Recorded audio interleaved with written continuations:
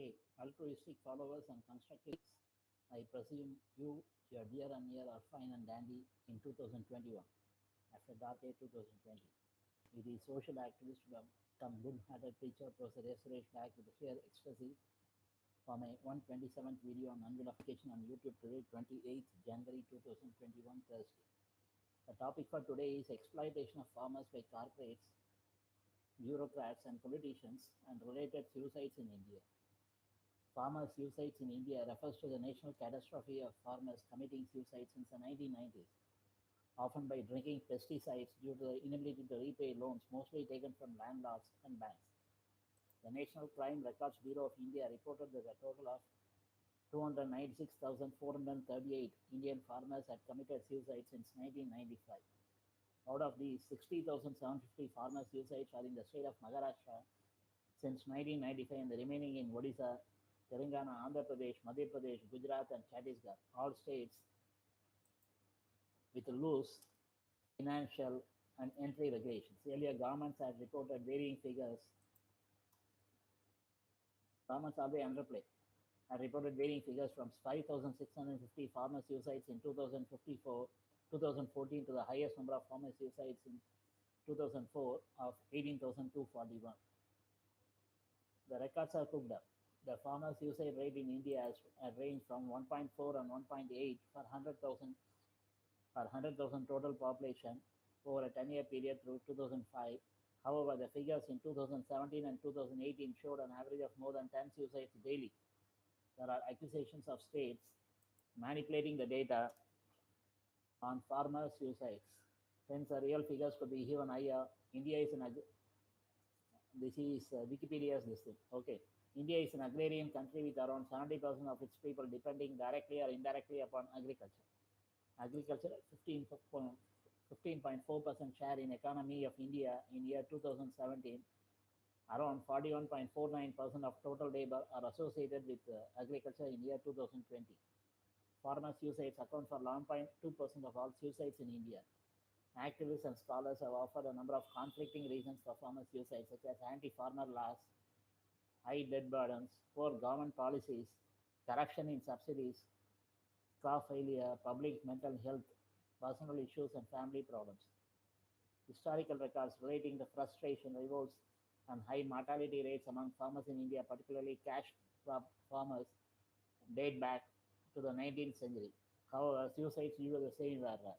The high land taxes of the 1870s, payable in cash, regardless of the effects of frequent famines on farm output or productivity, combined with the colonial protection of usury, moneylenders, and landowner rights, contributed to widespread penury and frustration among cotton and other farmers, ultimately leading to the Deccan riots of 1875 to 1877. I don't know whether you know about Robin Hood story. This is similar to that. Robin Hood used to loot from the rich and distribute it to the poor. He was a good guy, very virtuous. The colonial government enacted the Deccan Agriculturist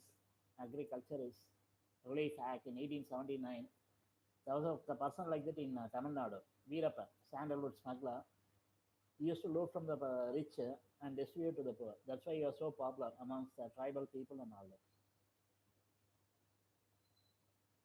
Okay, the colonial government enacted the Deccan Agricultural Relief Act in 1879 to limit the interest rate charged moneylenders to Deccan cotton farmers, but applied it selectively to areas that served foreign cotton trading interests. Rural mortality rates in predominantly agrarian areas of colonial India were high between 1850 and the 1940s. However, starvation-related deaths far exceeded those by suicide, later being officially classified under injuries. The death rate classified under injuries in 1897 was 79 per 100,000 people in central provinces of India and 37 per 100,000 people in Bombay Presidency. Ganapathy and Venkobara analyzed suicides in parts of Tamil Nadu in 1966. They recommended that the distribution of agricultural organophosphorus compounds be restricted. Similarly, Nandi et al.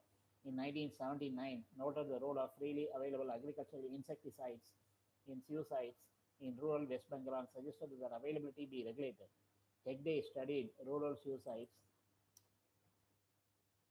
in villages of northern Karnataka over 1962 to 1970 and stated that the suicide incidence rate to be 5.7 per 100,000 population. Reddy in 1993 reviewed high rates of farmer suicides in Andhra Pradesh and its relationship to farming size and productivity. Reporting in popular press about farmer suicides in India began in the mid 1990s, particularly by Palagamuni Sainath.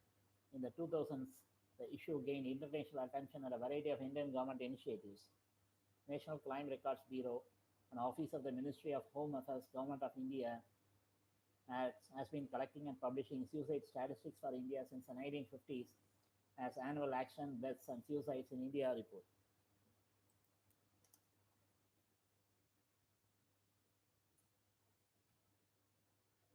Started separately collecting and publishing farmer suicide statistics from 1995. 12,000 farmers committed suicide in Maharashtra between 2015 and 2018. Various reasons have been offered to explain why farmers commit suicide in India, including anti farmer laws in India, floods, drought, debt, use of genetically modified seeds, GM, public health, use of lower quantity pesticides due to less investments producing a decreased yield. There is no consensus on what the main causes might be, but studies show suicide victims are motivated by more than one cause, on average, three or more causes for committing suicide. The primary reason being the inability to repay loans, the harassment by the money lenders, and the goons in disguise as collection agents. Even banks are employing people like that. They are not bank employees, they are absolute rowdies to the core. Tanak Garia, an economist at World Bank, states farm-related reasons get cited only approximately 25% of the time as reasons for suicide, and studies do consistently show greater debt burden and greater reliance on informal sources of credit among farmers who commit suicide. Corporates, they commit so much financial fraud. They borrow so much money, 50,000 crores, 60,000 crores, disappear from the country. No action is taken against such people because they are affluent. They are hand in glove with the politicians, so they are able to get away. They happily are settled in. They are happily settled in foreign countries. They haven't repaid even a single paisa so far. The recent incidents are Kingfisher, Vijay Mallya, and Nirav Modi from Gujarat. A study conducted in 2014 found that there are three specific characteristics associated with high-risk farmers. Those that grow cash crops such as coffee and cotton, those with the marginal farms of less than 1 hectare, and those with the debts of rupees 300 or more. This is what I am saying. Farmers are committing suicide for a very uh, low sum that they borrowed, 50,000 rupees, 60,000 rupees. They commit suicide with their whole family. And the corporates that have borrowed so many crores are still alive and enjoying life at others' expense. And banks and all write it off as non-recoverable loans or non-performing assets. And they are charging all these things on the innocent civilians, charging unwanted penalties, heavy penalties, coming up with certain reasons which are not true. It has happened to me also. The study also found that the Indian states in which these three characteristics are most common are the highest suicide rates and are also accounted for almost 75% of the variability in state level suicides.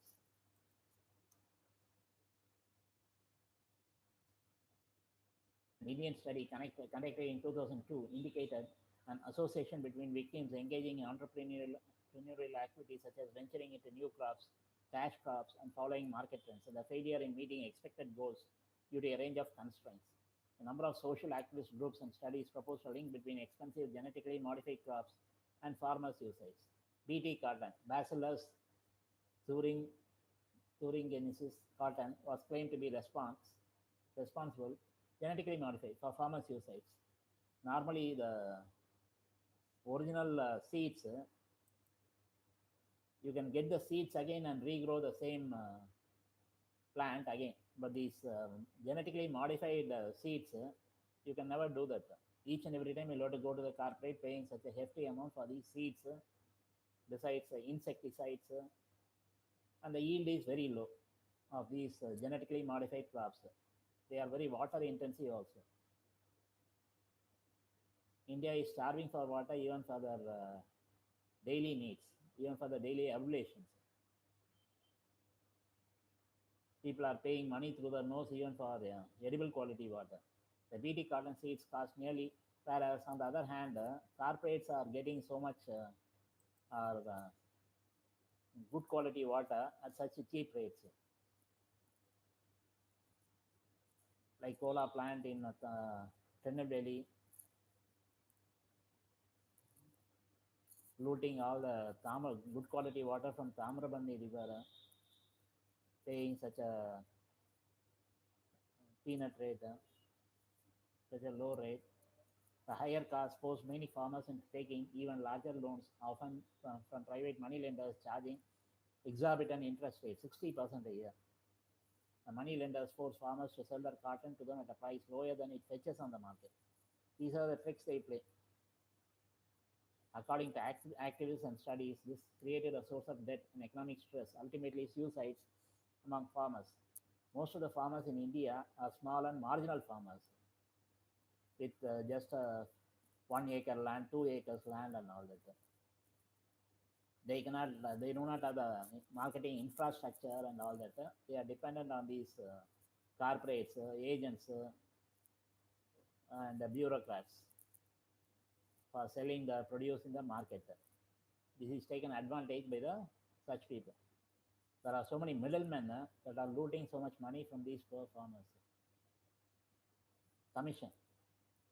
And farmers do not even get the money that they deserve on time. The payment is delayed, sometimes by years also. Increasing costs in farming associated with decreasing yields, even with use of BT cotton seeds, are often quoted cause of distress among farmers in central India. A 2015 study in Environmental Sciences Europe found that farmer suicide rates in India's rain-fed areas were directly related to increases in BT cotton adoption. Factors leading to suicide included high cost of BT cotton. This is what is a genetically modified seeds are sold at such artificially hiked up rates, and ecological disruption and crop loss after the introduction of BT cotton. Other scholars, however, say this BT cotton theory made certain assumptions and ignored field reality. As per reports by the central government and National Crime Records Bureau (NCRB), government farming subsidies from 1993 to 2018 mostly went to producers and dealers of seeds and fertilizers and not to the farmers. In 2017, rupees 35,000 crores of loans and subsidies were given to entities in the cities of New Delhi and Chandigarh, cities that do not have any farmers at all. Similarly, in Maharashtra, 60% of government loans. How come the government doesn't know, is not aware of all this? Similarly, in Maharashtra, 60% of government loans and subsidies are given to people and entities residing in Mumbai. This has resulted in money being circulated between the government, banks, large and small corporations, and politicians without any of it reaching the farmers, aggravating the woes. But on record, they show as if they are supporting the farmers, giving them subsidies. They make such tall claims, especially during elections and all that, for the vote bank. Most farmer loans were less than rupees 50,000 due to poor artificial irrigation facilities. As much as 79.5% of India's farmland relies on flooding during monsoon season, so inadequate rainfall can cause droughts, making crop failure more common. Nowadays, it's very tough to find people for doing agriculture work, manual agriculture work. And these people cannot go for heavy machinery also. As I told you, most of them are small and marginal farmers. In regions that have experienced droughts, in developed countries, it's a different case. There it is purely mechanized. They use all kinds of latest gadgets and all that. right from drones, everything. In regions that have experienced droughts, crop yields have declined and food for cattle has become scarcer. Yeah, food, even human beings don't have a proper this thing. In future, there'll be wars for the food. Count on me. Agricultural regions that have been affected by droughts have subsequently seen the suicide rates increase. In India, states are fighting for the water. There is so much enmity even for sharing water between the states as if it is our own property. Water is a natural resource provided by God, the creator, ultimate creator. Economist Patel found that southern Indian states, okay, it was in the first 5 year plan of India that all rivers, major rivers should be linked and water should be shared between the states, depending on real necessity. That doesn't happen. Whereas electricity, I mean, it flows into a central grid and governments, I mean, it's distributed to the states. There also there is so much disparity. Southern Indian states have 10 times higher rates of suicides than most some northern states. This difference, they say, is not because of misclassification of a person's death. The most common cause of suicide in South India is a combination of social causes such as interpersonal and family problems, financial difficulties, and pre-existing mental illness. Suicidal ideation is as culturally accepted in South India as in some high-income countries. During the British colonial era, Britishers were looting all the wealth from India. Nowadays, now it is the Indians looting the wealth from Indians. It is worse. The high suicide rates in southern states of India may be suggest Patel et al. In part because of social acceptance of suicide as a method to deal with the difficulties. Suicide ideation among surviving family members of former suicide victims is another worry. A recent study shows that almost a third of suicide survivors, family members left behind at suicide ideation in 1 month prior to assessment. Many of the suicides by Indian farmers have been linked to the large amounts of debt and interest that many of these individuals accumulate, which they are never able to repay, and the harassment. They are not able to withstand the harassment. According to a 2006 study by P. Sainath, the percentage of farmers who are in debt in Andhra Pradesh, Punjab, Karnataka, and Maharashtra was 70%, 68%, 61%, and 60% respectively. The government appointed, it's of no use. It's all window dressing, just eyewash.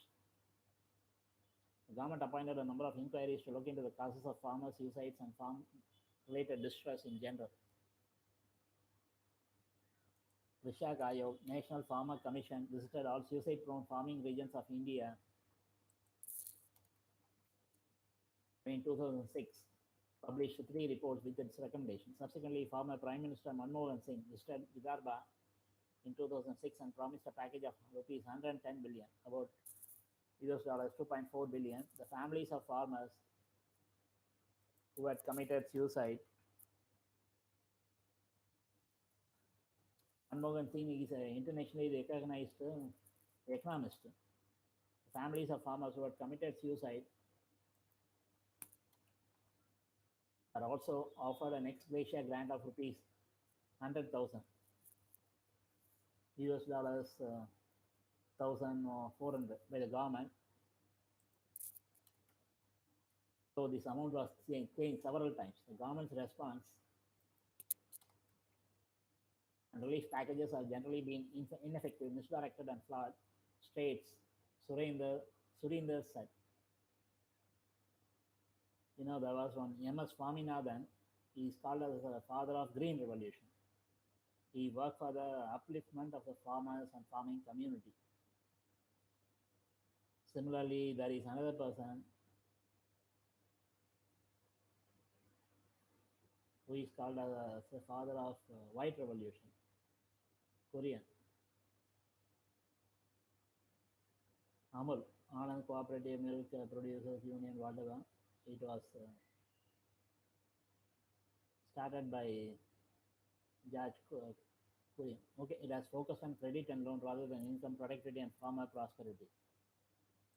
Farmers, FAR. Due to anti-farmer laws, there is no scope for farmers to do the business or sell or lease farm or farm products.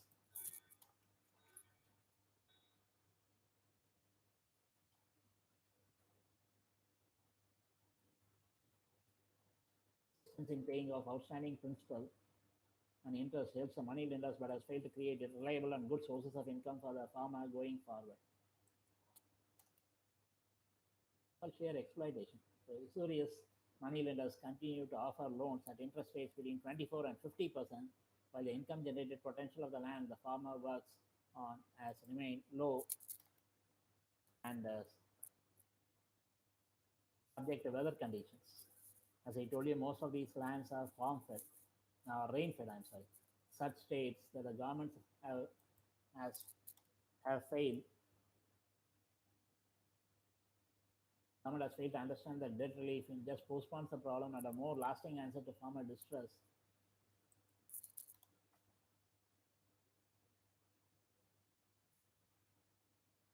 can only come from reliable income sources, higher crop yields per hectare, irrigation and other infrastructure security. In all other fields, there is a this thing. What is that? Eligibility criteria. That if you need to work as a engineer, you should have studied engineering. If you want to work as a doctor, you should have studied medical sciences. In politics, is there any eligibility criteria like that, except the age? Educated people are much better. They will at least think of the consequences, not the illiterates, rooters. Okay, July in the Reserve Bank of India paper acknowledge the positive role of crop diversification initiative announced in government's response. How many people in politics are educated, at least with a basic degree? Government's response of farmer suicides. Recently, there were elections in Bihar. It was reported in the media that more than 50% of the people that contested the election are real criminals. Golite added Indian agriculture still suffers from poor productivity, falling water levels, expensive credit, a distorted market, many middlemen and intermediaries who increase costs but do not add much value, laws that stifle private investment, controlled prices, poor infrastructure, inappropriate research. Thus, the approach with a mere emphasis on credit in isolation from the above factors will not help agriculture. Furthermore, recommended Golite a more proactive role in creating and maintaining reliable irrigation and other agriculture infrastructure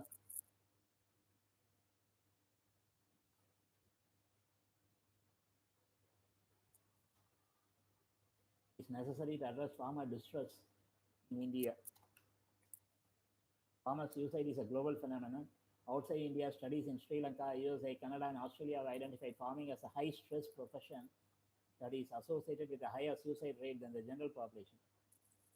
Most of these farmers are illiterates without even a basic education.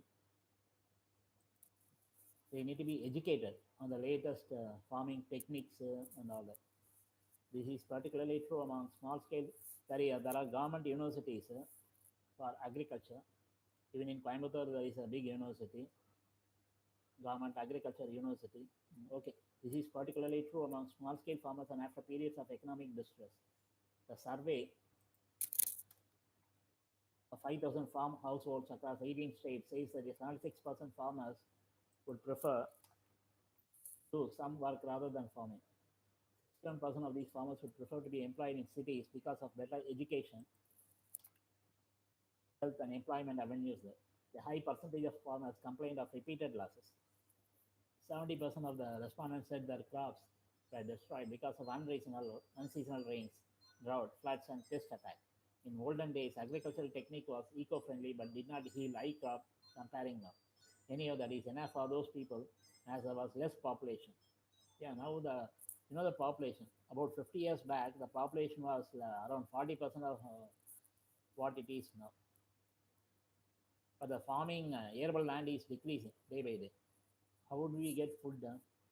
Those farmers were seen as God, but now it is in contrast. Nowadays, many farmers left the farming work and went to some nearby industries for work. Also, some committed suicide, and the reason is that the crops are failed due to unavailability of water sources. If we focus, most of these lands are rain fed in India. If we focus deeply in it, day by day, farmers are discouraging by this helpless society, and we can understand that farmers' conditions are based on their experience and also on their determination. We need to have more MS Swaminathan's. However, it shames to see the states of our country act as envy countries like India, Pakistan, or India, China are lending their water sources for agriculture. This is why I said the major rivers should have been linked long time back, at least in phases. If they had started in 1950, by this time, farmers would be in a happy state.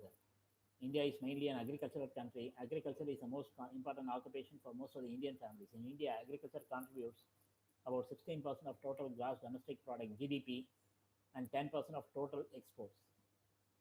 Over 60% of India's land area is arable, making it the second largest country in terms of total arable land. But that is shrinking. Agricultural products of significant economic value include rice, wheat, potato, tomato, onion, mangoes, sugarcane, beans, cotton, etc. Of course, spices. India is quite popular for the spices also. And Americans are getting the pattern for Indian spices and even jasmine rice. Uh, Turmeric is an Indian product, and Americans are the patent. I don't know how these things happen. Okay, agriculture is the backbone of Indian economy. Similarly, jasmine rice, that's an Indian invention, but Americans hold the patent. Though with the growth of other sectors, the overall share of agriculture and GDP of the country, that's why they are so prosperous. Who said international trading has to be done in US dollars? What a crazy rule. Though with the growth of other sectors, the overall share of agriculture and GDP of the country has decreased. Still, agriculture continues to play a dominant part of the economic overall economic scenario of India. Food is essential for life. We depend on agricultural outputs for our food requirements. India produces large quantity of food grains such as millets, cereals, pulses, etc. A major portion of the foodstuff produced is consumed within the country. Our farmers work day and night to feed our population that counts over more than 1.3 billion. Actually, if we include the people that are living on the streets, it will be much more than 1.4 billion. Last census was conducted in 2011, if I am right, in India. Besides agriculture with a commercial bias, what is the count of people living on the streets? India, so many people are living on the streets. Besides agriculture with a commercial bias, subsistence agriculture with its emphasis on the production of food for the cultivator's family is widespread. Traditionally, agriculture is followed as the simplest method of obtaining food for the family. Agriculture in India is more a way of life than a mode of business.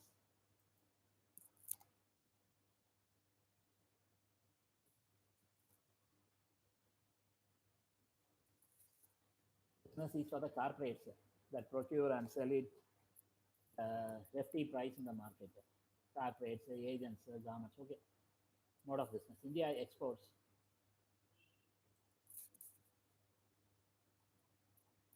excess food and agricultural products. A large proportion of India's export trade is based on the agricultural products such as jute, tea, tobacco, coffee, spices, and sugar. You know, during the British colonial rule, they cut off some of the skilled artisans in Bengal so that they can sell their jute and all that. Because those days Bengalis were very skilled in making jute products and all that. Okay, so the jute, tea, tobacco, coffee, spices, and sugar. It helps in increasing the foreign exchange. India is ranked seventh in terms of agricultural exports. In 2013, India exported agricultural products valuing around 39 billion US dollars. Agriculture is a basic occupation for majority of main workers in India. A large number of rural women are also engaged in agriculture. According to 2001 census, over 56.6% of the main workers in India are engaged in agriculture and allied activities. A number of industries are agro-based industries such as jute, cotton, sugar, tobacco, etc. Raw materials for such industries are supplied from agricultural produce. Green Revolution began in India with an objective to give greater emphasis on agriculture. M.S. Swaminathan is the father of the Green Revolution in India. The era of Green Revolution that began in 1960s witnessed significant increase in the production of food crops. The introduction of improved methods of agriculture and high yielding varieties, seeds, mainly wheat, had resulted into remarkable improvement in agricultural outputs. The productivity of land increased tremendously, giving huge economic boost to the nation. Some of the important characteristics and problems of Indian agriculture are subsistent in a character, heavy pressure of population, predominance of food grains, mixed cropping, high percentage of the reporting area under cultivation, limited intensive agriculture, primitive technology. This is what I said. Indian agriculture is labor intensive, rainfed agriculture, less area and leguminous and fodder crops, tradition bound, low productivity, wrong government policies, lack of definite agricultural land use policy, low status of agriculture in the society, land tenancy, poverty and indebtedness of the farmers, inadequacy of extension service, inadequate agricultural research and education, training and extension, other characteristics and problems. As I told you, there are so many agricultural universities, government run agricultural universities. I don't know what they do. They need to work on modernizing agriculture because it's the main occupation for majority of the population in India. What else they got to do? An idea of corporate farming is that let a corporate own a farming of a village. Let them. One of my friends is also a agriculture engineer. He studied agriculture engineer, then migrated to management and all that. Okay. Let them take the land of farmers on a lease for 5 years or 10 years, depending upon the investment. The corporate can give a lease amount either quarterly or monthly to the landowners. Then he can employ the farmers, landowners or not, for the intended crop depending upon their planning. The corporate would provide all the technologies, infrastructures like cold storage, food processing units, etc.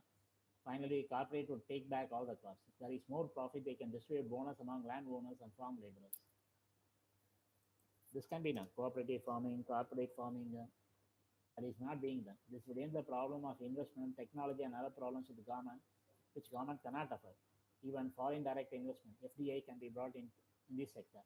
This will enhance agricultural productivity and end stress among farmers, landowners or not, and address the farm suicides very effectively. In the existing agricultural scenario, India is characterized by small farms with around 80% of total holdings less than 2 hectares, 5 acres, and land mostly rain-fed with only 30% irrigated. World Bank should also work on projects like this.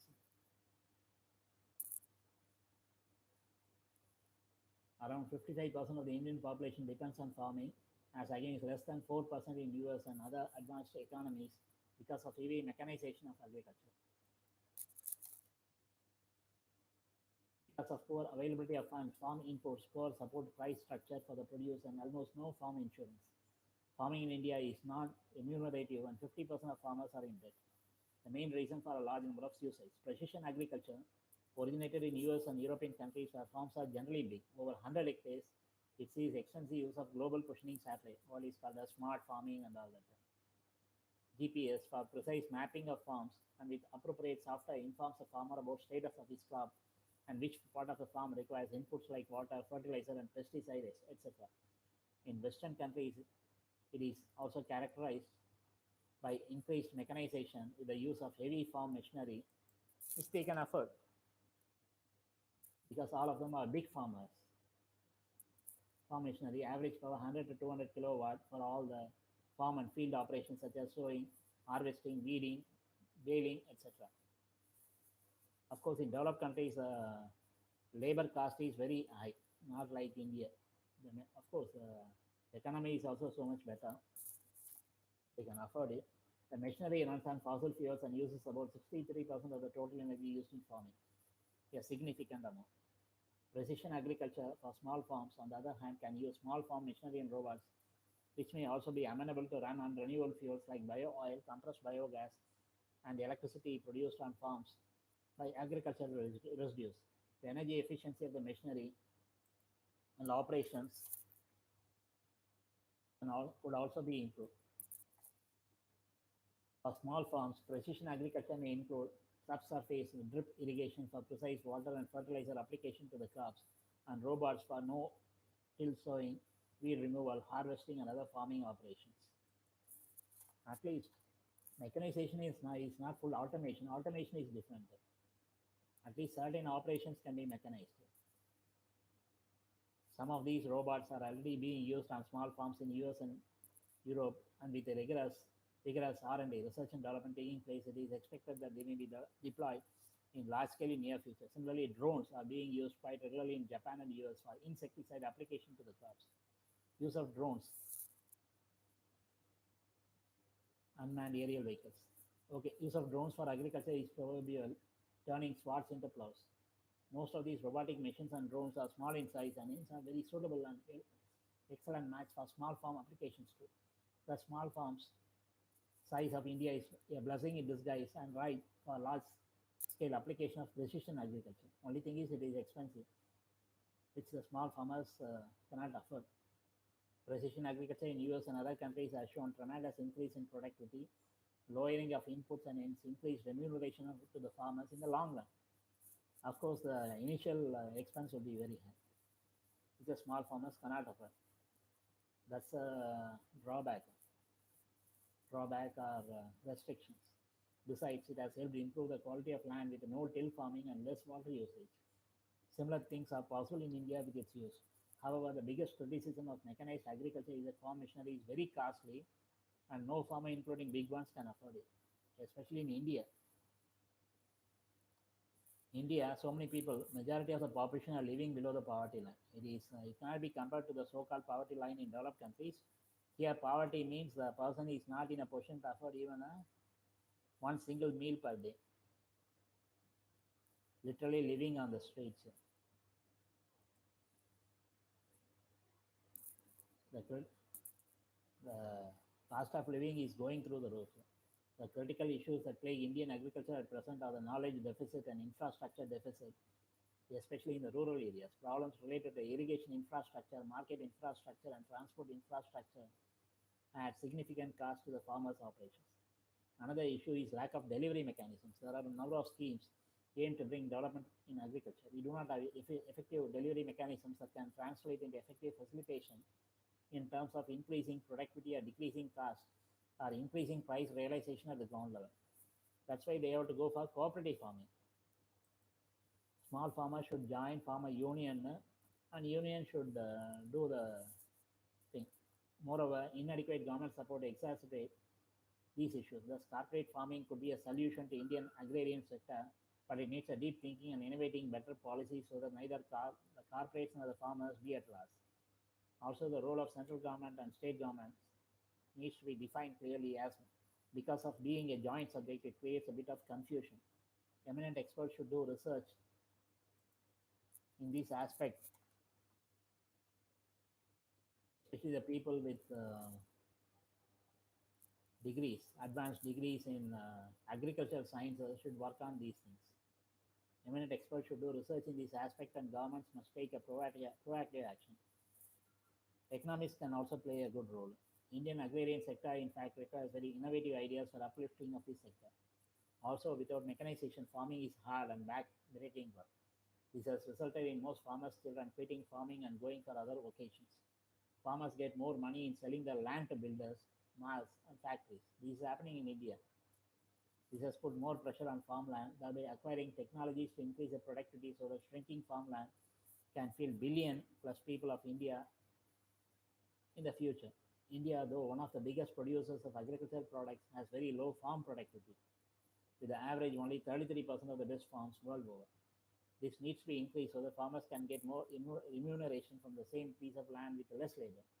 Productivity should be increased, and water conservation concept should be used,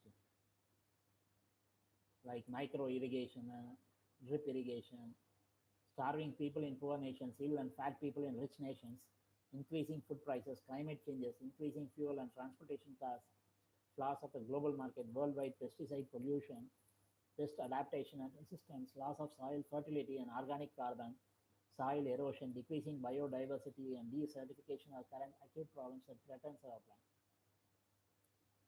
Most current human issues can be explained by the artificialization of society. Artificialization began in ancient times with the start of one of the oldest human practices, agriculture.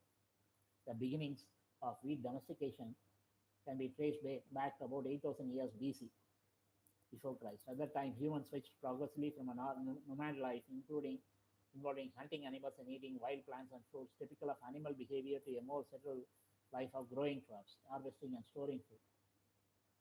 Tribes rapidly invented money in the form of shells or salt at first. Even salary originated from the word salt, because those days, instead of salary, they used to pay salt as a means to exchange goods with other tribes. Bartering. This was the beginning of the financial market. Tribes also invented territories and borders. That was the beginning of nations. Early social behaviors already had benefits such as secure stock of food for winter, as well as drawbacks such as wars to conquer wealthier territories. For quite a long time, until the start of the Industrial Revolution around 1850, the negative impacts on society were limited and local, because social groups and nations were independent and small. Negative impacts on society are also restricted by time, because of the transport of food, goods, and humans was slow and mainly local. Artificialization increased dramatically during the Industrial Revolution. The advent of motorboats, cars, and planes allowed rapid transportation of goods over long distances. Social groups and nations began to be less and less independent and began to rely on other countries for food and goods. This worldwide behavior led to tremendous benefits such as medicine that has significantly increased the human lifetime. But this also led to worldwide negative consequences such as World Wars I and II, Chernobyl, accident at Chernobyl, the nuclear power plant, and more recently climate change, El Nino, El Nina, poorer countries, and ill and fat wealthy people.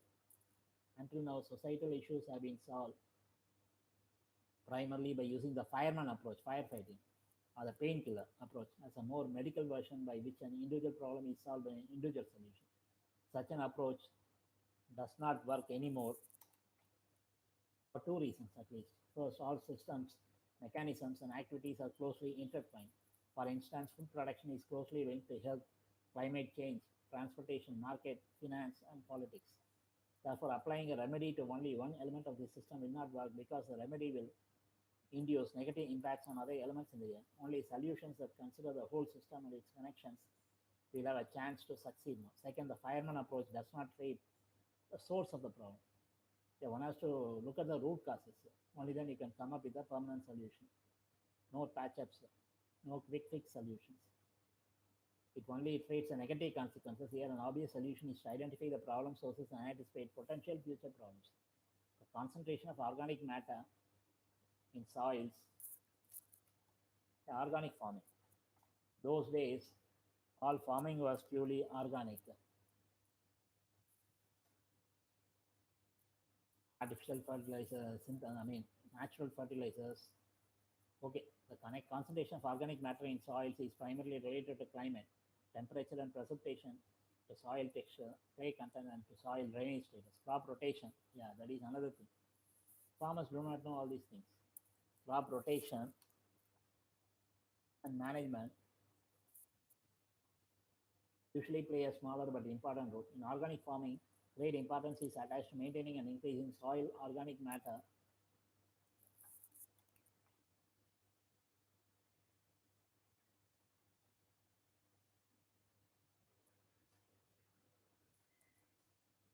because it is perceived as a basis of soil fertility.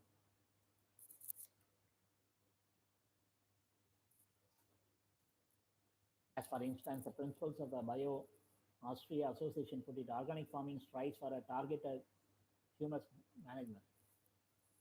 The input of organic matter must therefore at least compensate the losses through decomposition on the long term. Fertilization aims at increasing the activity of soil life. The level of soil organic matter depends to a great extent on site conditions and farm type. Soil organic matter typically increases or is conserved better with organic farming than with conventional farming practices, with the differences becoming exceedingly pronounced with time. The increase in soil organic matter is due to larger organic inputs such as manure, manure compost, and bio-waste compost, and to the more diverse crop rotations that include cover crops on a regular basis. Increasing soil humus content usually brings about an increase in the total nitrogen content of the soil. What is urea? Urea is basically nitrogen. Okay.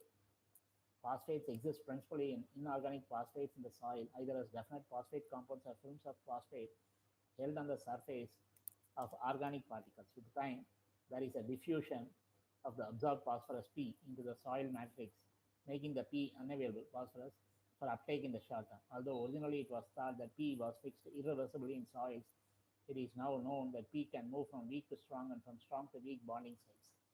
In organic farming,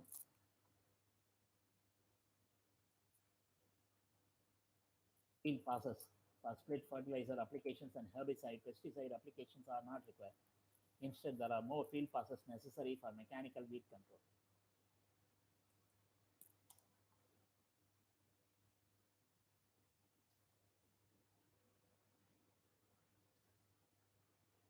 More diverse crop rotations used in organic farming decrease the risk that the soil is cultivated untimely in wet conditions, which may be unavoidable if a large part of the farm is growing the same crops as in many conventional farms and cultivation has to be completed in a restricted time frame. Some inorganic fertilizers, such as ammonium sulfate, have a deleterious effect on soil structure by causing disaggregation of soil crops. The soil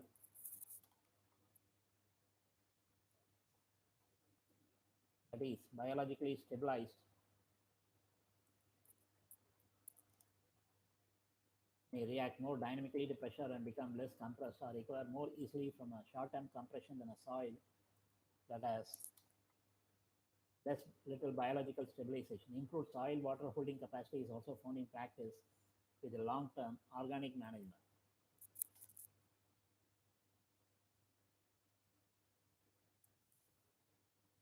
Find reasons for farmers' usage in India: the surge in input costs, cost of chemicals and seeds, cost of agricultural equipment, labor costs, distress due to loans, lack of direct integration in the market, lack of awareness, water crisis,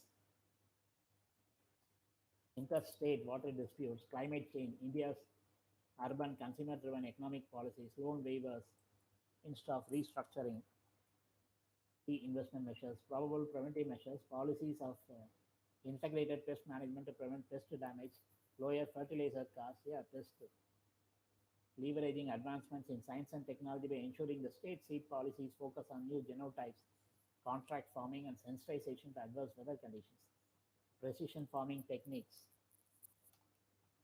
smart farming, drip irrigation, okay, micro irrigation, precision farming techniques like systematic rice intensification (SRI) must be encouraged. Farm equipment policy